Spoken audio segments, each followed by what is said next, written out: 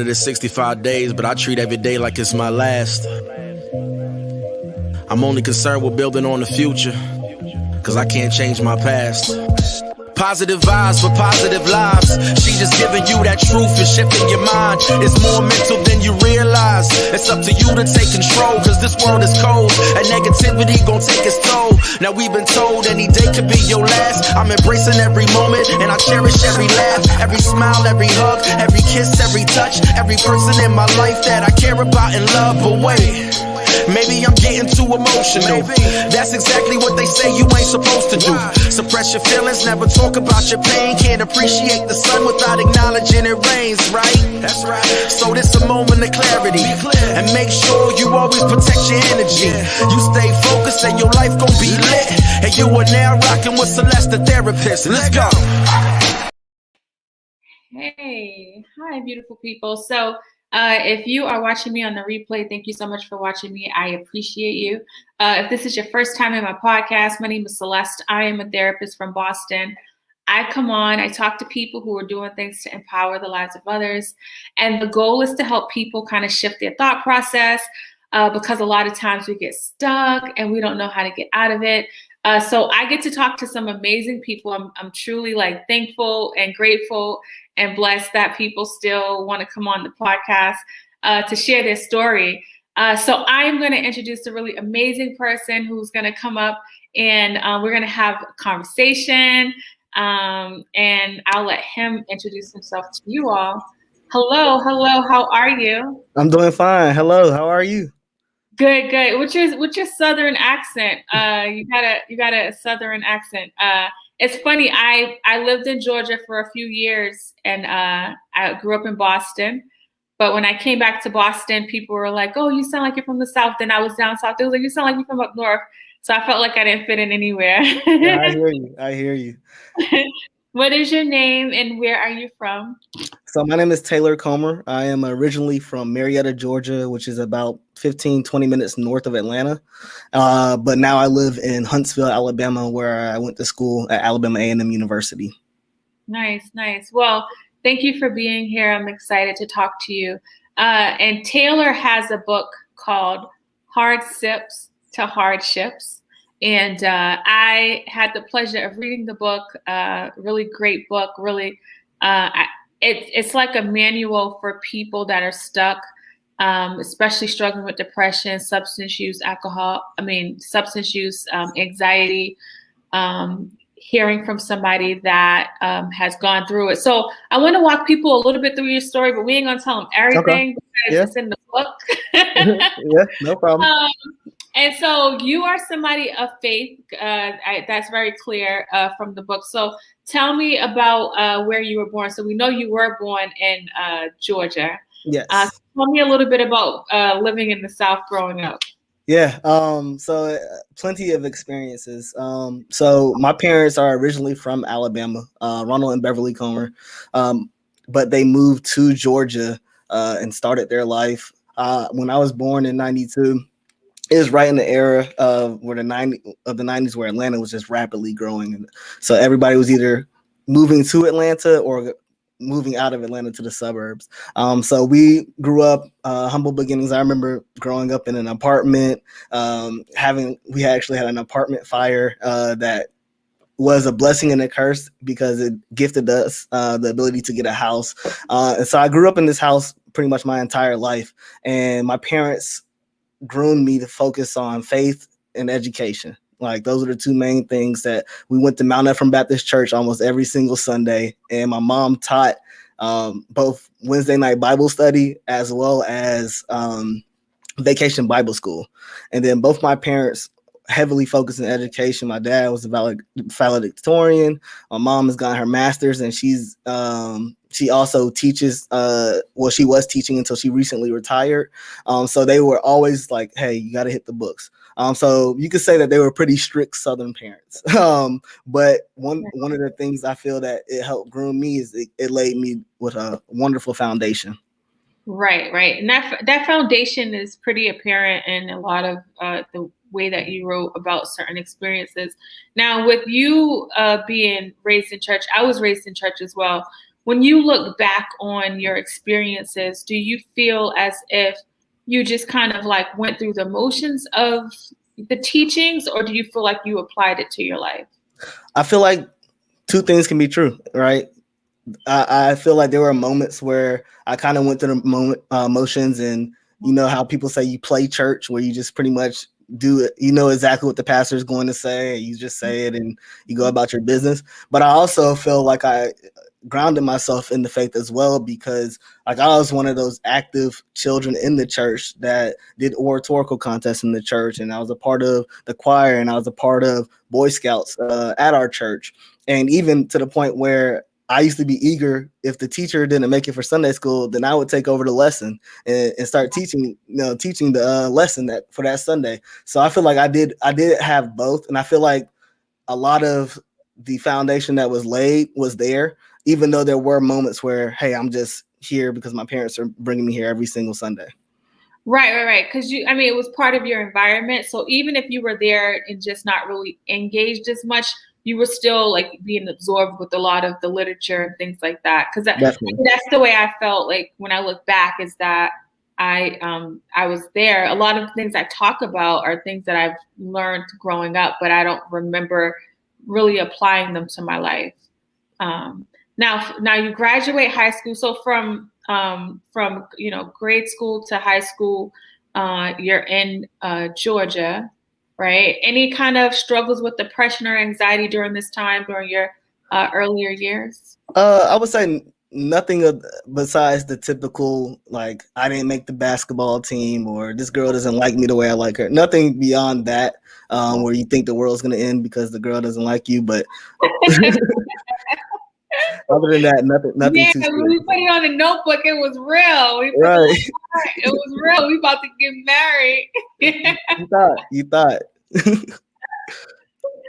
Okay, so now you go to Alabama for college. What was that experience like, being in Georgia your entire life, this home your entire life, this culture? You have like, I feel like you're surrounded by a shell, right? Like you're going in this way. Now you're going a whole nother state. Right. College, what was that experience like for you? It was a shift. The reason why it wasn't too drastic of a shift is because my dad graduated from Alabama A&M University. So I had been going to homecomings there since I was 4 or 5 years old. And then I also went with one of my best friends that I knew since preschool, and my cousin. So we had a strong relationship already, and I was able to have friends there. And then we built a great friendship group really, really, really quickly when I got on campus. But it was a shift. For people that are listening, because I didn't understand how like involved this whole homecoming thing was until I moved to Georgia. In Boston, it ain't that deep. Right. So, I got listeners everywhere. So when he said he go to homecoming every year, because his dad graduated from there. Homecoming down south is like a whole part. It's like, I don't even know what to describe it. It's like a whole ordeal. I moved there in my sophomore year in high school, and it was like the whole town was going to homecoming, and I was like, oh, okay. So that's why it's kind of it's a big deal. So it is. I don't want to gloss over that, because if I was listening, I'd be like, why are you going all the way up? I understand. Traveling 3.5 hours in the car just for a day and a half, but it's a part of the heritage of a lot of HBCUs, and just especially in the South as well. Yeah. All right. So not too big of a shift, and then you're getting your classes. And tell me a little bit about the first year and what was that like for you? So the first year I was really shelled. I remember because my dad had always said don't major in the minor, and so I was always like focusing on school because that was my major, and everything outside of it was the minor. So I gotta do that in my head. Hold on. Don't major in the minor. Don't major. So the minor. Oh, the minor. Everything. The minor was the school. Extracurricular. Yeah. Don't focus on anything extracurricular. You're there for your major. That's what you should be focused on. All right, got it. And so I took that wisdom, and I went to 2 parties my freshman year. Like the first party, which was the Alpha Party, which was my fraternity that I eventually became a member of. And then I went to a party towards the end of the year. But other than that, I was heavily focused in really just school and hanging out with the close friend group that I had accumulated. Okay. So that not too bad of a year. Were the 2 parties, but no alcohol or anything like that during the first year? Not until the second semester. And it was like the first major sign of just alcohol drinking was like my first experience with my buddies, and they're from different areas, and they were like, hey, we have this Hennessy. And I was like, sure, I'll take some. And so I just started waterfalling it, and they're like, you just drink a lot. What does waterfalling it mean? Like when you just, like in sports, when you just okay. Okay. You just went out with Hennessy your first try? Yeah, first try. And so I was like, man, this isn't that bad, right? And all my friends were like, that you just drink a lot. And I was like, okay, maybe I need to learn how to drink. Okay. So now your first semester, you get your first drink. As far as you can tell, you're fine. Everything seems fine. Move on to second year. Any stressors, anything happening during that time? Yeah. So the main portion of, I would say, stress started second semester of my freshman year. Second semester of my sophomore year, going into my junior year. That's where I really started to experience different things, because one, I knew I was sheltered, and my sophomore year is when I started to really get out and start going to parties and getting a lot more involved on campus, and getting into a lot of different things that I never experienced just because I was curious. Yeah. And by that, when that transition occurred, that's when my one of my closest friends now that I met on campus, we decided, like, hey, at the end of this semester, we're not going back home. Like, we're not going back to being, in the house. Parents are just going to work us, everything like that. Like, we're going to move off campus, and we're going to find our own apartment, and we're going to start this journey towards manhood. So that all started to occur between my sophomore and junior year. This thought process happened because it was too much happening, or because? Go ahead. Well, it really happened because, like, I remember going home after my freshman year, and I just came from a place where I had all this freedom. I can go to Waffle House at 4 a.m, but when I'm at home, like, my mom's gonna be calling at 12:30, like, where are you at? So I wanted to experience more freedom and say, like, hey, I'm a man, I'm growing. I need my space. Okay. So now you guys move on campus the third year. Did you do it your junior year? Yes, okay. The summer before junior year is when we moved on off campus. Okay. And then being there, now this is where the roommates are, right? This is the people in the book. Okay. Yes. So now you are off campus now. What's that experience like, having roommates, no real structure?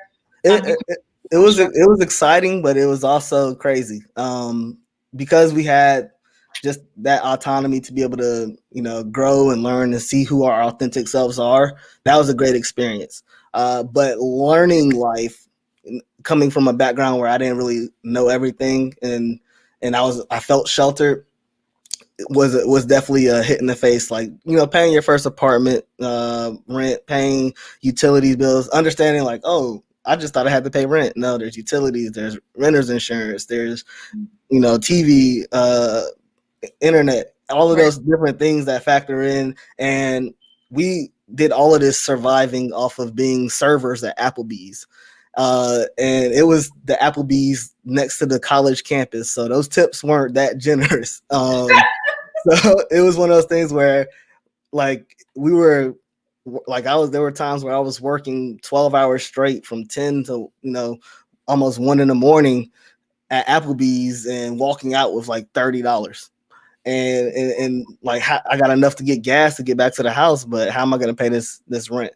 So there was a lot of different stress. There was a lot of stress that started to come about with being on your own.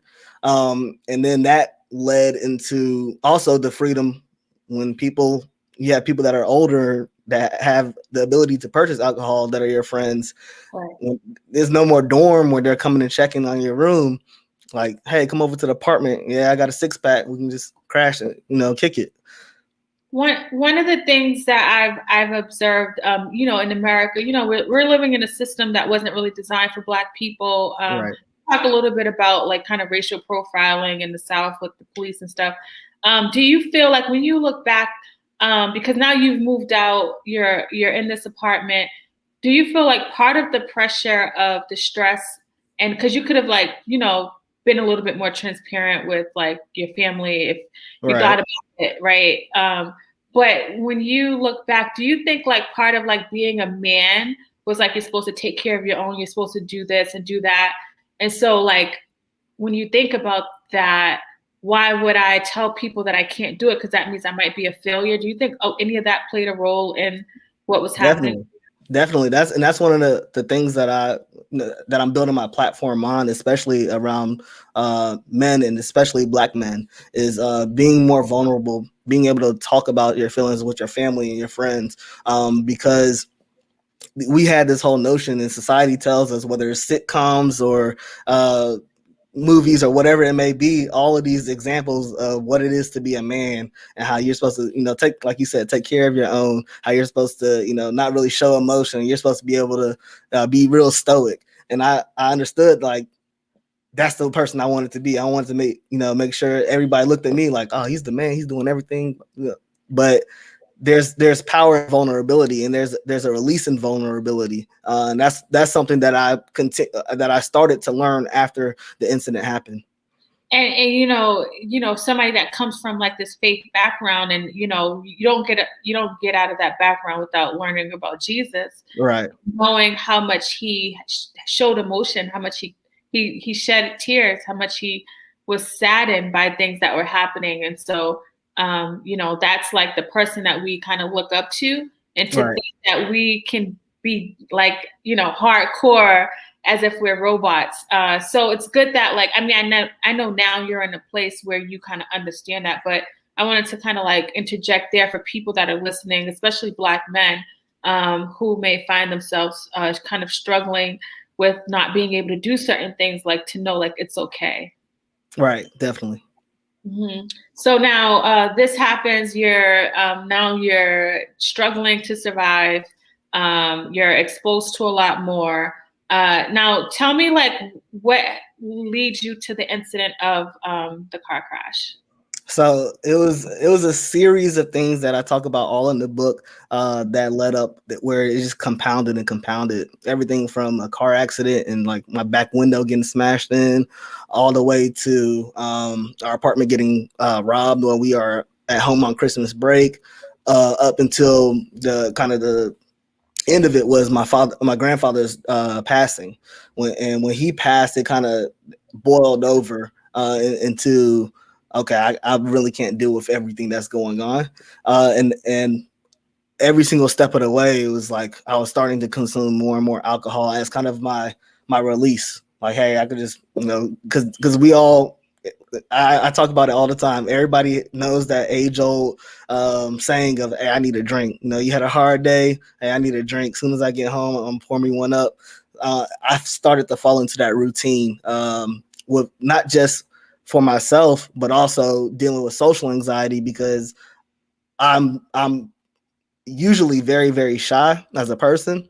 Yeah. However, my childhood, going to oratorical competitions and being in all of these different positions growing up, I learned how to put on a persona, and that persona was what I, factored in whenever I was socially anxious. And for people listening, the persona that he talks about, like when you put on this mask or when you try to like portray a certain thing, eventually the more stresses you have, the more it starts to break down. Everybody's breaking point looks differently. Everybody's vices, what they are doing. Alcohol happens to be one of those things where over time it catches up with you pretty quickly. There are other things like maybe shopping, relationships, sex, work, school that may not catch up with you as quickly. It may go and detect it for a while. But eating food is one of those things, right? So, and all of them have implications, whether it's with our physical health, So many different things that can happen when we're not able to just kind of like be who we are. So as you're talking about this, you have all of these stresses, and then life happens, right? Like losing somebody, nobody knows like when that's going to happen. You can't plan for that.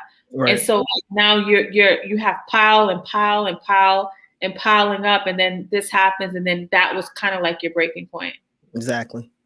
And then did anybody around you kind of say like, were you able to mask the way you were drinking, or did people kind of notice that you were doing a little bit too much? No, they knew. I was the guy on campus that whenever there was an event and I pulled up with a different, like a Burger King cup or a McDonald's cup, they knew that there was something in that cup. And the close ones did start talking to me about it, and I would, brush it off. Hey, I got it under control. I'm just having fun. Just kind of using a lot of those idioms that really can be dangerous if you don't take a lot of what your friends are telling you serious. But did you really think you had it under control though? I did. The only reason why I felt I had it under control is because I fell into the relationship of knowing, like having family members that will use alcohol, and it was like, well, I'm not doing it, all day, every day, right? So it's not an alcoholic or alcoholism problem. I'm only partaking in social settings or winding the days down. I always look like if I wake up and I'm like, I need a beer, then that's when it's an issue. But I had to learn that no, it can always be an issue no matter what time it is if you're depending on alcohol as a solution. Yes, thank you for sharing that. Because I run into this a lot when I'm dealing with people. Because when my thought process growing up of alcoholism was the person waiting at the corner for the liquor store open, not the like, I need a drink after work, I'm stressed out, let me get the drink. Because it's like that person that's at the corner like struggling because they need that drink. It didn't start there, and that's the part we don't see the transition, we don't see the trajectory. And hi, Mama Comer, is this your mom? Hey. We don't see the oh no, okay, somebody else. That's my mom. That's my buddy, one of my friends from Chicago. We don't see how it happens, and so because we don't see it, I think we really believe that we know what we're doing, right? And we have it together, but you clearly didn't know. And so now you're drinking more, and then eventually you have an accident, right? Right. And tell people, because the book kind of goes into detail about that accident, but tell people a little bit about, what you felt when, after kind of waking up in the jail cell, knowing you could have lost your life, like just all of these. Tell me about the thoughts that were going on in your head. Yeah. Think about everything. The first thought was, this is a dream. Like, and I say it and I exclaim loudly, like, God, please wake me up. This is a dream. Because the signs were always there, but I kept ignoring it. And God was, like it says in the Bible that, we're sheep and he's guiding us as sheep. And when he pulls us with the staff, like that's not comfortable to the sheep. And so he had been nudging me to get in line, but this was kind of the wake up of like, get over here. Like you have to get in line. So that was kind of my thought process that day as I was sitting there and I was talking to other inmates, and it was despair. It was depression. I felt like I let every single person down that was close and connected to me. I sat there pretty much paralyzed because I was afraid of what my parents would think, because they raised me to be this faithful young man. However, I just kind of drifted away from everything that was laid on that foundation. And I think that was the one of the best things that happened in that moment is when I called my mom after not calling her the entire time, but my friends bailing me out of jail. When I called her, like, she wasn't stern or strict or, oh my gosh, you're messing up your life, but she was just supportive. And like that took a whole lot of stress of kind of trying to have this perfectionism. It took a lot of that stress away, and knowing that, hey, I can mess up my parents won't scold me, but they will have my back and help me through that journey. And can I tell you, like, I'm trying, my eyes is getting watery because when I was reading that part as a mom, and you just like, as soon as you heard your mother's voice, and then she was just like, okay, she just listened, and then you just talked about the tears flowing. Right. And your writing is really good. It was very descriptive. I felt like I was there with y'all. I was like, oh my God. Yeah. And I think that like that was able, because I don't think you cried up until that point from like when your friends picked you up, but then just having you're hearing your mother's voice, and it's just kind of your mother going, it's okay, like let's, like we're gonna get a lawyer, whatever, and just knowing like you have somebody there. And I Definitely. think that you probably spent so much time in your head over the that year,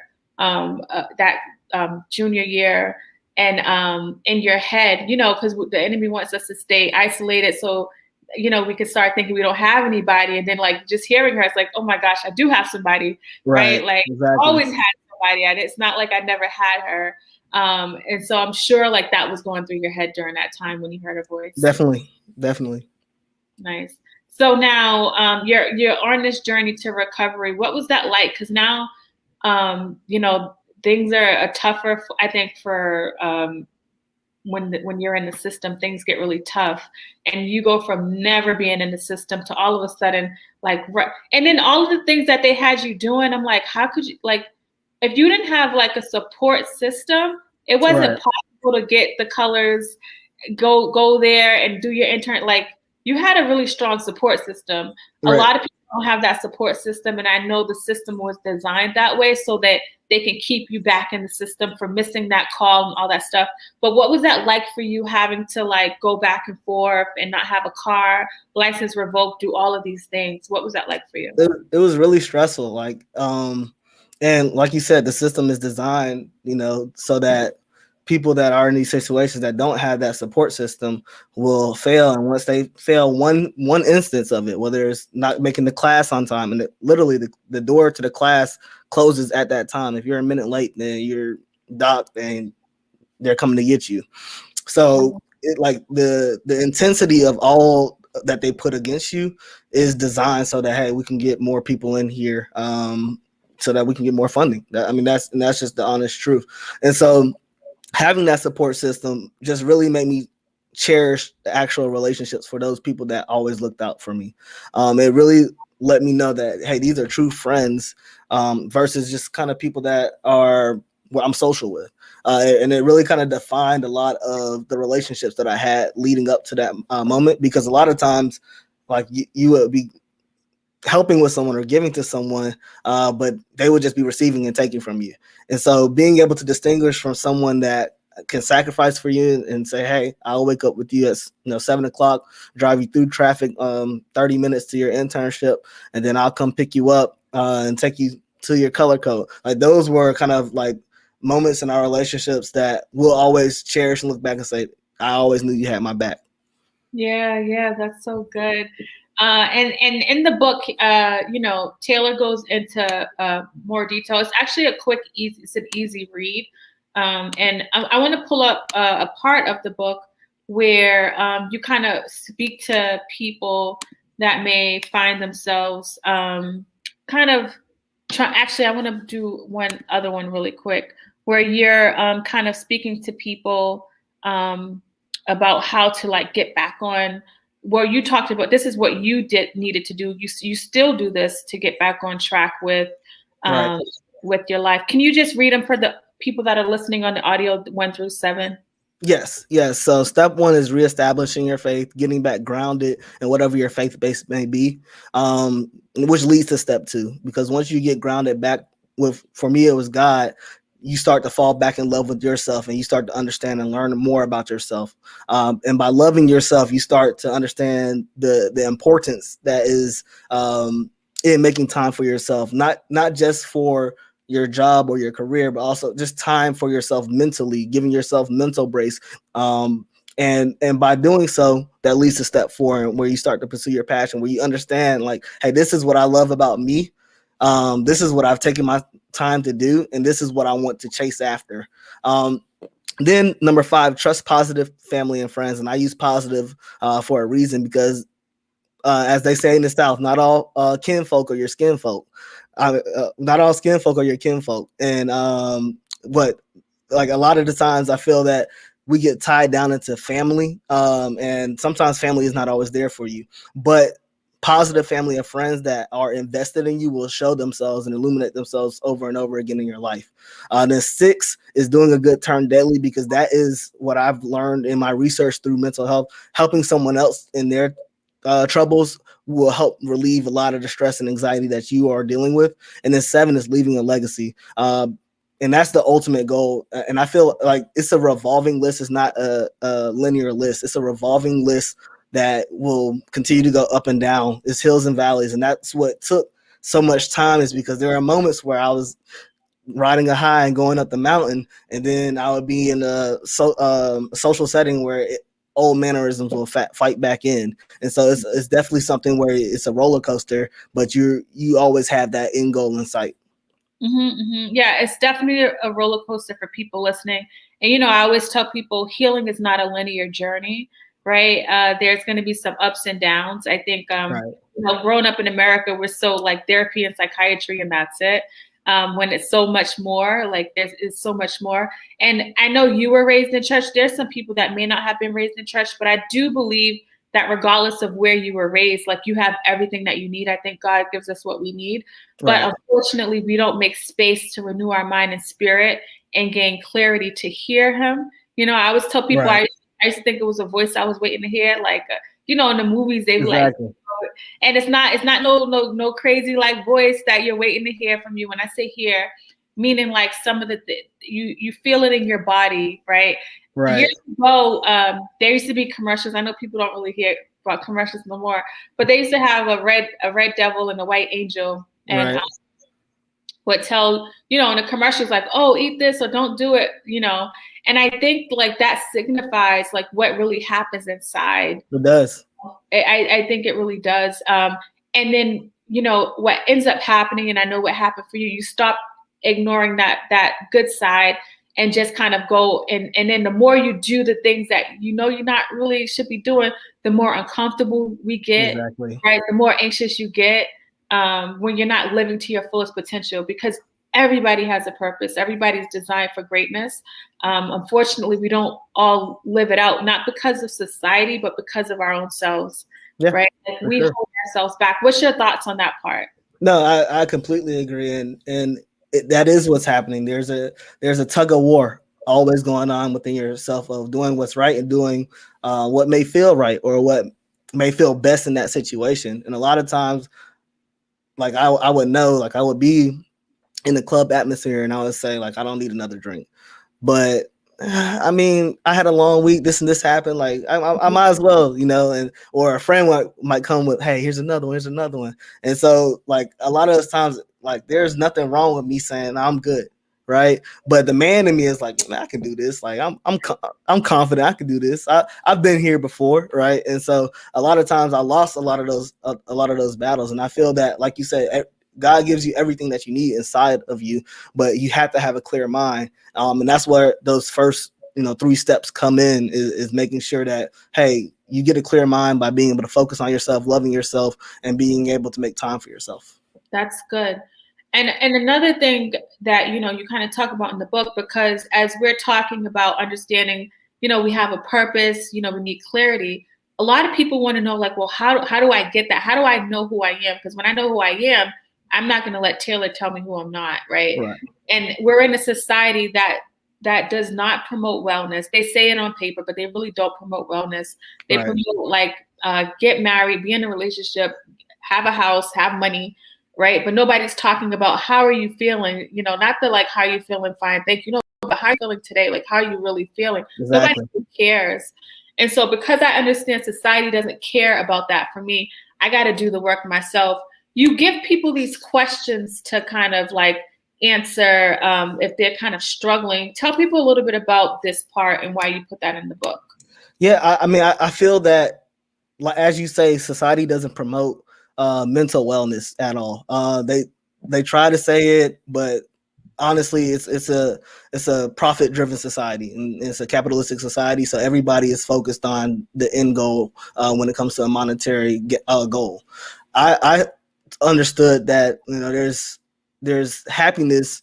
True happiness is, and it comes from one of my favorite rap artist, J. Cole, is like true happiness is in the No, inside. that's my favorite rap artist. Yeah, that's every single person that is watching the video is like, yo, here he goes talking about J. Cole again. But you know, the 15th he has another album coming out. Oh yeah, I'm ready for it. I'm super excited. But like he talks about, like, in Love Yours, it's about, you know, you and your happiness and the people around you that love you. No matter if you're in a penthouse or if you're in the projects, it's still about the people around you that surround you and the love that you have for them. But I understood that, how could you start to love others if you don't love yourself?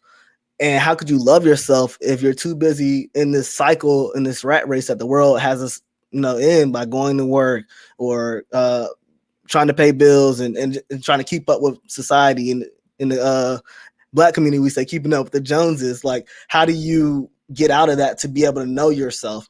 So that's where these questions come from, is being able to understand, like, what do you love about yourself? What do you think that you need to work on?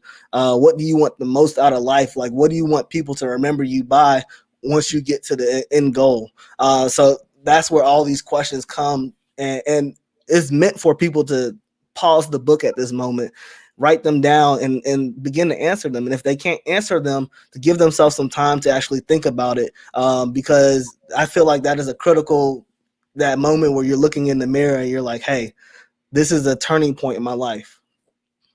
Yes, that's good. And when you write it down and make it plain, the power, you're giving it more power, right? And I think when it comes to the way that we need to do to live, we're not always intentional about it the way we are to get to work.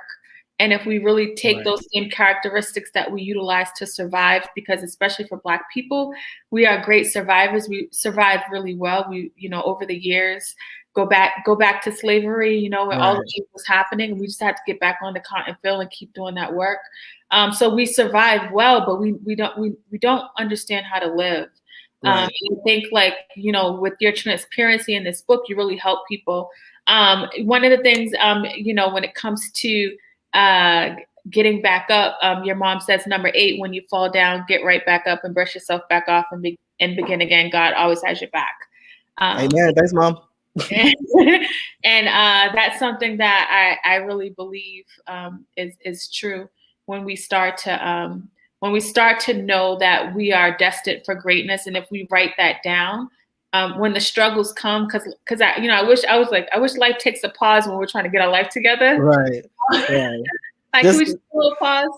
Just control time, like The Sims. Just like, hold up, hold on 1 second. All right, mental health break.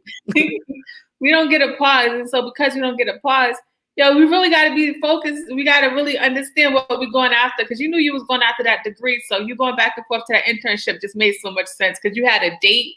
You knew when you were going to be able to graduate, so it's like, okay. But when it comes to this, like, living life and like having that peace that surpasses all understanding, I think that it's hard for people to kind of get in motion in that way, because we live in an instant gratification society where we want to know when, and it's like, I can't tell you when, but I do know, like, your mind and the body starts to fall in line with the environment that you're creating for it when you're intentional about the process. And so my challenge to people would be to really, work on your intentionality when it comes to the things that you say you want to do, because it's not going to happen by accident, that's, and you are a living testament of that. And I was going to say, we're right here because intentionality is the focus of one of my next future books as well, when it's talking about that process. So we're right here on the same wavelength. Well, when you wrote in the book, I think it was like I was halfway through when you said J. Cole. I had my friends know I'm gonna put a J. Cole line in here, and I was like, oh my God, he done won my soul. Yeah, that's my guy, man. Shout out J. Cole if you ever watched this. Love Yours is one of my favorite songs. So yeah, and then everything about what you wrote, because I don't want to give any more of the book away, but everything about what you wrote. I think it feels like a manual for people that are stuck a very raw manual with raw emotions that will bring you into the story. Like I felt like I was there in the jail with you as you was waking up, like, and I was just like, oh my gosh, like, you know, like how did I, and you were like, how did I get here, right? And I think like, you know, unfortunately things happen and, you know, that we may need to forgive ourselves for, but when we look back, we'd be like, you see the trajectory, you see how you got here, but you weren't making time to pause. You weren't making time to renew your mind. And so you were being so bombarded. Do you think about that process, about the process of like pausing and stillness? And like now that you're in jail, there's so much stillness and now you're looking back. Like, have you thought about that? Yes. And I think it's important that you reflect frequently. A lot of times we wait years and then we look, like for me, the concept of this book started in 2016, which was 3 years after the incident. I had started my new job, but I was always working in a job that basically I was working almost 12 hours a day. And so I never had time for it. But moving on, once we got to this pandemic and everything slowed down, and it was kind of like God telling everybody like, hey, stop for a second. Everybody stop. All right, now let's reevaluate everything that's going on. And that's when I started to realize that you have to reflect more frequently, because there's a lot that's happened since 2013. And I've seen where I've gone on this roller coaster of trying to deal with anxiety and depression. And whether it's alcoholism or it's financial planning or just different things, I've seen where I've been at the lowest of lows. And, you know, we got evicted all the way to now buying my own house. But a lot of times we never look back at that. So we're just like, oh yeah, I got evicted. You know, next thing you know, I'm in an apartment and I worked up to get in my own house. All of these different things are happening, but we're not reminding ourselves like, hey, this is the journey that we're going through. You've done some great things and you've done some things that you want to improve on. So I think reflecting frequently is critically important. Yes, that's good. And for people listening, you know, make time to do that reflection. You know, I never want my podcast to just be a feel-good podcast or a feel-good, you know, like sermon. You know, one of the things I struggle with church is that like on Sunday, I mean, now my relationship, like I feel like when it comes to God, it's like you know, you need to have your own relationship. It felt like it was like I was on autopilot. And you know, Sundays felt good, but Monday through Saturdays didn't, and that just didn't make sense to me. And so like I think that happens because like on Sundays, you're in an environment where the music is like encouraging, the sermon's encouraging. So what's going to happen? You're going to feel encouraged. Exactly. And so when you think about that, or if you listen to this podcast, or if you read Taylor's book and then put it and you feel good, you know, and you put it down, like you got to like, what's the next step? What am I going to do next? You know, and that's good. That intentionality is like your next kind of thing that you're going towards as far as like your next book. And I think people need to understand that if you don't be intentional, it's just going to be a feel good message that you're going to hear for the moment. You know, with your environment of your body not being used to being in a place of like putting you first and wellness and all of that. I think your aunt or somebody had talked to you about like putting yourself first, right? Like, and I think that's important. And if you're not like used to doing that, then you're not going to be used to like making time to renew your mind and reflect, right? Exactly. So tell people, this was good. I'm grateful for you. Hard Sips. I told you I was going to do this. Hard Sips Through Hardships. Hard Sips The Hardships is on Amazon. It's on Kindle. And for people that don't know, so I'm an Audible girl. And I used to be a reader, but then I went to Audibles and I'm like, I want to read again. And I was like, oh, I got to get a Kindle. But I found out a few months ago that I could put I'm a little old. I could put the Kindle on So I got the Kindle. So you can just download the app. So you don't need to buy like an actual Kindle. You can put it on your phone. So, it's available on Kindle. It's a really good read. Grab your notebook if you're going to get it so you can take notes, be intentional about the process. And then you'll find yourself really like shifting your thought process. But I want you to also tell people about Calmer Connect and Calmer TV, because even though you graciously shared your life and you was very transparent with us about your story. There's other things that you're doing. Right. So at Comer Connect is my business that I started in January. It is broken down into 3 different areas. Thank you. I need to get some sound effects. I say that every time. I feel like I'm so proud of you. That's so good. Go ahead, I'm listening. Thank you. And so it's broken down into 3 facets. A lot of it came from that book, Pursue Your Passion. I know what I'm passionate about now. I'm passionate about marketing. That's like my professional passion. Being able to connect people to a message and help them make a decision is something that I know I was born to do. So it has a digital marketing solutions capability where I'm working with companies to help bring out that message to be able to connect them with the right customers. Then I have my apparel and merchandise, which the first collection is our Hard Sips Through Hardships collection. And I think it's so special because especially our demographic, but our genre, we're the largest spenders in when it comes to a lot of apparel and merchandise. And so I want people to be able to put their money where their mouth is. If you feel like Black mental health matters, then supporting the Hard Sips Through Hardships collection is a statement of that, because we're also a portion of the proceeds will benefit various mental health organizations. The first one that comes to mind is the Black Mental Health Alliance. So I'm trying to help bolster the message through the way we dress, and this shirt is one of those pieces. Let me see. Oh, okay. I like the writing. Dope. It's writing on the book, actually. Yes. And then there's another one that says support Black mental health, and a lot of different. So that's all on my website at Comer Connect. And then the last is my blog and my media conglomerate, and that's more focused on my passions of writing. So I have different blog pieces that are going to be adding. I have a new series that's coming probably in June that's called the University of Rhythm and Poetry. And that's where I'm taking lessons that we can learn from hip hop lyrics that can apply to mental health or marketing or social justice or finance or empowerment, just different areas of life.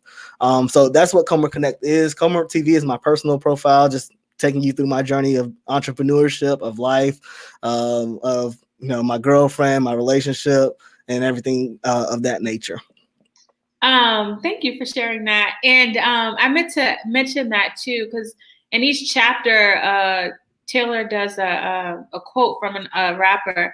And, I think about like how much, music has always been like a therapeutic thing for me. I never really thought deeply until a few years ago about how much our Black artists talk about the pain and the struggle in their music, which is why we connect a lot to it, not recognizing. And so like that idea of bringing the lyrics and stuff to help teach people, I think it's like super dope, a super dope. I appreciate it. Yeah. So you got a huge fan. I got to get the shirt. I already got the book. I'm going to subscribe to the newsletter because you're a great writer. I was like, why is Ryan at this? This is so, thank you.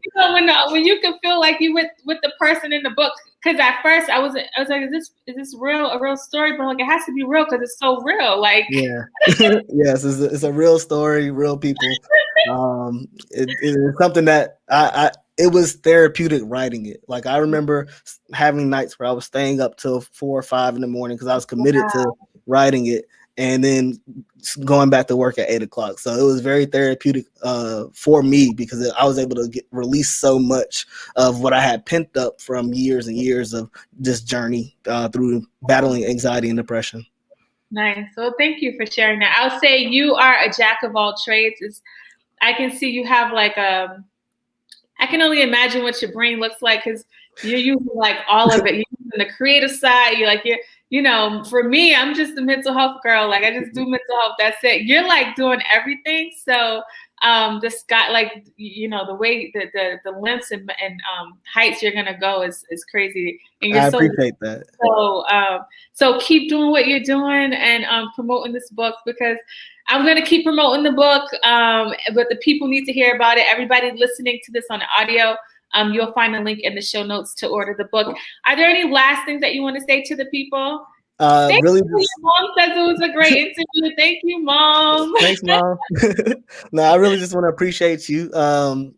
the whole process was really quick, and you responding to me and being able to utilize your platform to get the message out. I appreciate you reading it. There's not a lot of genuine people out there that are like they'll post your book, but they haven't read it, and they don't care to read it. So I really want to thank you for your time and being able to invest in me so that we can also grow together. It was hard not to. Once I read the about stuff, I had to get it because my passion is mental health. So I was like, if I need another brother with the same passion, it's like the best thing ever. So thank you so much. And thank you, Mama. Mama. Thank you, Mom. Thank you, everybody. All right. I hope you have a good day. You too. Have a good one. Bye. So that was Taylor. For people listening to this on video, if you want to purchase the book, go to Amazon. It's the only book out there called Hard Sips to Hardships. Really, really dope read. I really enjoyed reading it. So thank you all for listening. If you're new to the podcast, this is actually an audio podcast. I started video podcasting in 2020 last year. So there's a ton of episodes on the audio podcast streaming on all podcasting platforms. And we'll be back talking about relationships tomorrow. So until next time, I'll talk to you later. It is 65 days, but I treat every day like it's my last. I'm only concerned with building on the future, cause I can't change my past. Positive vibes for positive lives.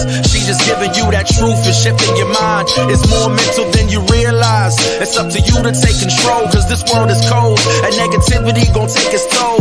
Now we've been told any day could be your last. I'm embracing every moment and I cherish every laugh, every smile, every hug, every kiss, every touch, every person in my life that I care about and love. But wait, maybe I'm getting too emotional. That's exactly what they say you ain't supposed to do. Suppress your feelings, never talk about your pain. Can't appreciate the sun without acknowledging it rains, right? That's right. So this a moment of clarity, and make sure you always protect your energy. You stay focused and your life gon' be lit. And you are now rocking with Celeste.